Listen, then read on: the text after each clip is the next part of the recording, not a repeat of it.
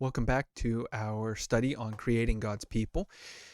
Last time I was in Genesis 1. This time we are going to look a little bit at Genesis 3.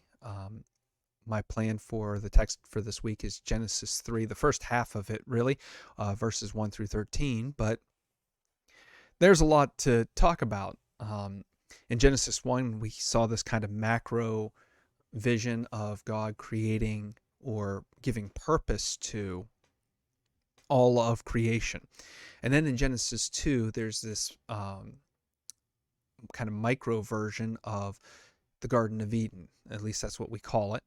This garden that God plants and puts a human in it. We notice, I need to start with, we notice that the verb used for God creating in Genesis 2 is different from Genesis 1. Last week I said that verb bara means to give purpose to. Well, here we see God physically making a human. So it's not simply giving purpose to, but creating in the sense that we might think of as creation, to make, to bring into existence. And we have Genesis 2, this one individual is created and then is divided into two, male and female. And at the end of the chapter, we are told they are naked and unashamed. Now, there's always some tension in these books on to what extent is it history and to what extent is it story. Where is the dividing line between history and story? The idea of history being, in this case, a chronicle, a word-for-word pictorial account of what has happened. This, you see, this kind of writing is typically things that are, not opinion pieces in our modern, say, journalistic style, that are just bare bones factual. And to what extent is it a story? That is something created. There's obviously a balance. This is not a word-for-word picture of what exactly happened. There's a lot of there's a lot of storytelling elements in this, in the sense that there are words that the author uses intentionally to jar us or to move us in a certain way. So there is some stylization here. It's not a complete history. The question is always, where does one come down on history versus story? In other words, things like, are there other humans present? These are real questions that people have. The Bible seems to indicate that, in some sense, this first couple are the only human, but at some point we see that they might not be, and that's at a couple chapters later in Genesis 4, where they might not be the only humans out there. And we have to allow for the reality that the Bible gives us leeway to believe both. A lot of ink has been spilled over discussing the historicity of these passages, and while there's some there's some reason why defending the historicity of these passages is meaningful, I don't want to get too hung up there, because the Bible is trying to communicate something greater than simply history. It's trying to cultivate a narrative here that tells us the meaning of life, which is more important than the history of this planet. And we just need to appreciate that. So anyway, we have this first couple that comes into the garden, and they are given the reign and rule over the garden. And one of the major questions that is asked all the time is, why would God put a tree, an arbitrary tree, in the middle of the garden and make that the only taboo, the only sin, is to eat from this tree? It seems very arbitrary to us. Why would God do that? Now, there's a lot of reasons that God might have done that. The author, again, is not concerned with the why at this point. The author is concerned with the what. What happened in the story? The author is trying to tell us, here is how the story progressed, not the motivations of the actors involved in it. So we don't know the motivation of God. But scholars have suggested, and I think this is fairly accurate, that God was not putting this tree arbitrarily in the middle of the garden. Rather, the tree of knowledge of good and evil is something that humanity was meant to aspire toward. We see in much of this chapter the humans act kind of childish. We are supposed to see people as not having a lot of wisdom yet, not having the wherewithal to be able to discern properly good and evil. And because they are childish and cannot properly discern good and evil, well, God doesn't want them to have this fruit, which is not about the ability to tell good from evil, but to judge for oneself what is good and evil. In other words, to become the arbitrator of what is good and evil, what is right and wrong. The problem is, and this is where the reflection goes for the week, that if each of us gives into this fruit, as is pictured in the story where both the man and the woman give into the fruit, then each of them become the arbitrators of good and evil for themselves, and their definitions of good and evil compete. And this is what leads to the troubles. I'm not going to dwell on it here. That's part of the reflection that I put into the notes for this. You can click the link to see more of what I'm saying about that. But the point is, in the story, that they eat the fruit, they become for themselves the arbitrators of good and evil, of right and wrong. God is now taken out of the center of the picture, and humanity has replaced itself. Now go back to Genesis 1, and our purpose, God's purpose in creating us, is to govern and rule on God's behalf. Well, now that is called into question. We are not able to govern and to rule on God's behalf anymore. So we become poor governors of creation. Our purpose has been compromised. The result is Adam, well, I shouldn't say Adam. I'm intentionally not saying Adam and Eve, because at this point, it's just simply the man and the woman. The man is identified as both the man and humanity, but we really have a hard time capitalizing and making this a proper name at this point, because Adam, the name Adam in English, is just a transliteration of the Hebrew word Adam, which is the word for humanity, a generic term for humanity. So the human, not really much there. And in this part of the story, it's just simply the man and the woman. In other words, there's no proper names given. And I think that's in part, again, I talk about this as not pure history in the sense of it can't be pure history, because we know that biblical Hebrew wouldn't have been spoken or read at the time of of a time of this kind of story happening. So even the name Adam is read back into the story. It is not part of the story. So it is, it's there to help us identify something, and that something is, it's just a generic man and woman. We can put ourselves into that picture. We can become the man and the woman. That's meant to help us do that. Again, I'm not saying that this isn't that there isn't a kernel of truth behind this, or a large portion even of of history behind it.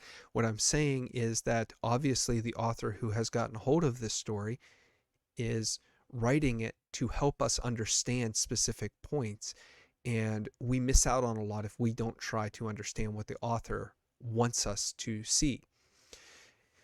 So they eat this fruit. They become aware of good and evil. They become aware of their nakedness. And nakedness, again, is not physical, solely physical. It also has a moral element. The humans being naked is them recognizing that their guilt and their shame leaves them vulnerable.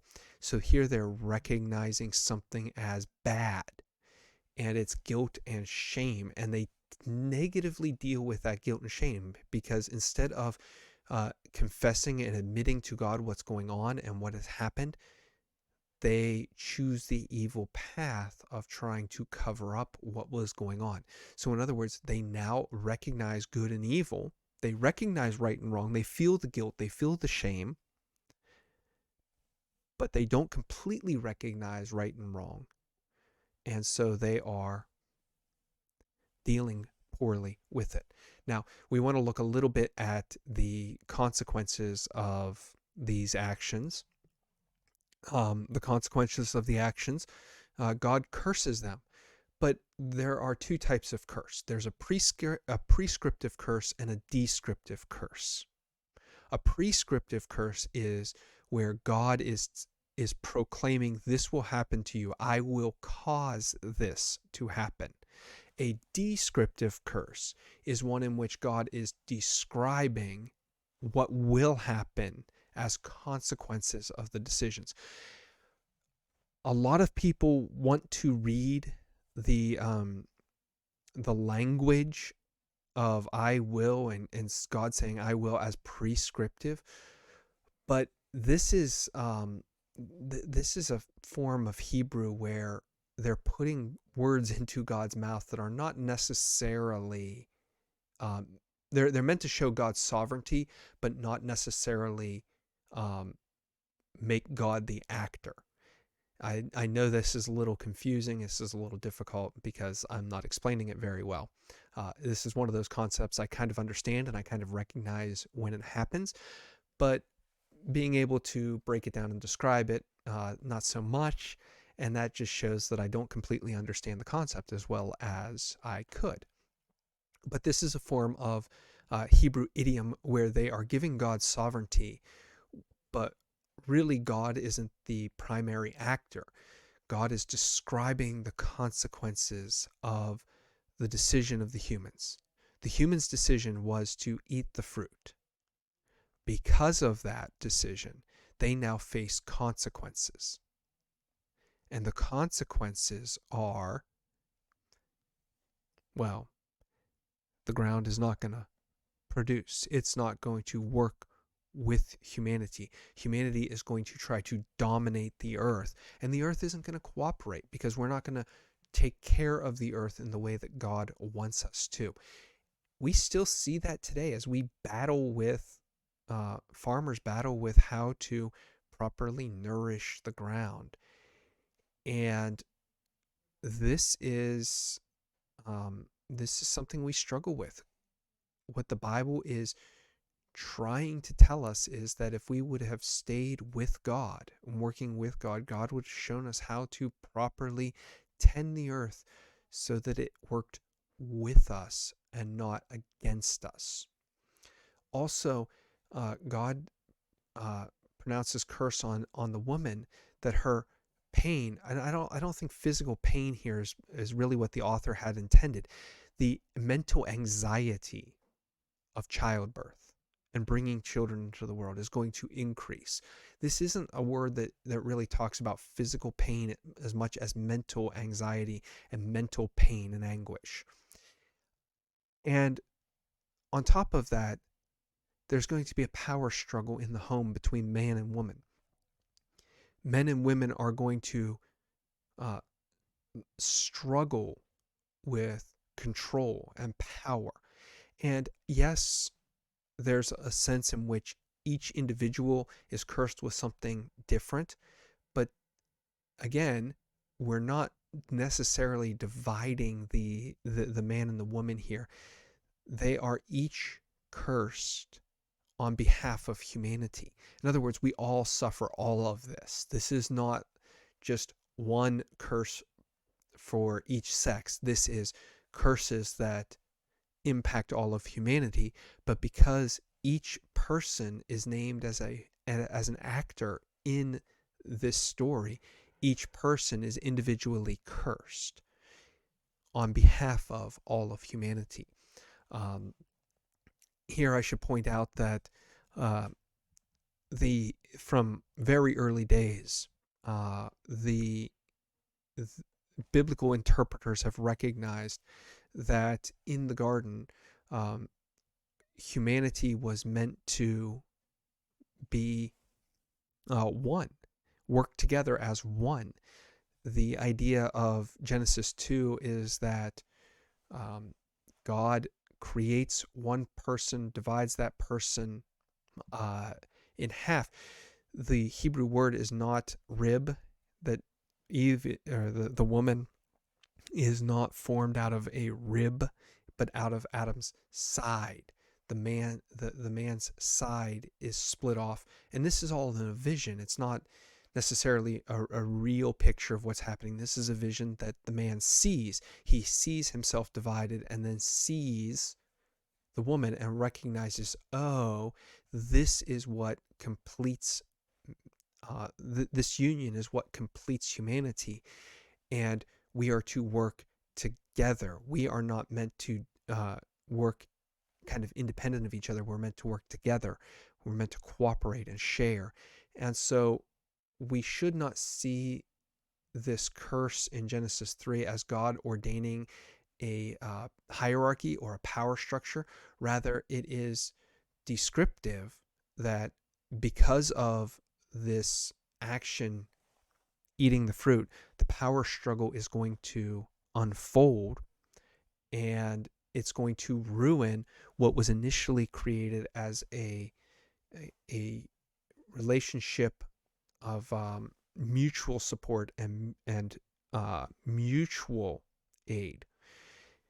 Notice, I mean, it's pretty easy to notice that in the first part of the chapter, the woman speaks on behalf of both the man and the woman first, and then the man speaks on behalf of both the man and the woman second. This doesn't come across in English, but there's a lot of plurals in that section, and the plurals indicate that both are being addressed and only one is answering. In other words, they're working together to create answers, but only one is given the foreground.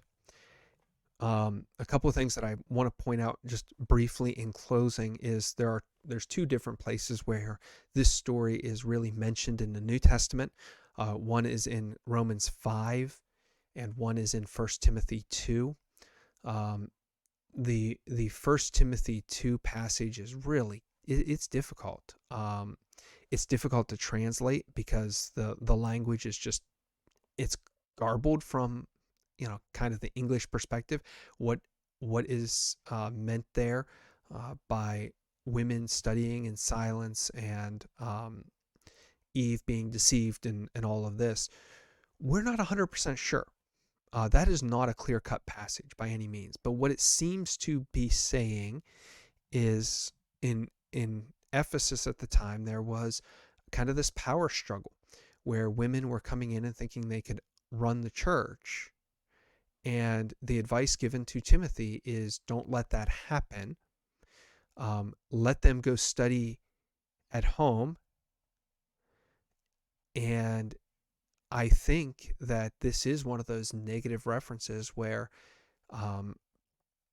it is saying, the scripture is saying that, look what happened the last time a woman led and was not properly studied, had not properly studied, and that was Eve being deceived in the garden.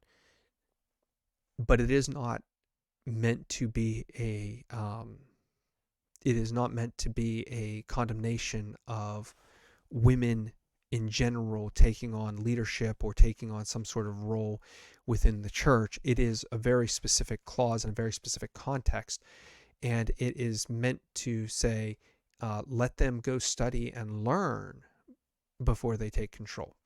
The other passage is slightly less controversial. but it is part of Romans, so all of Romans can be a little, it can be a little difficult. But Paul is saying in Romans that as one person, through one person sin entered the world, so through one person we have salvation.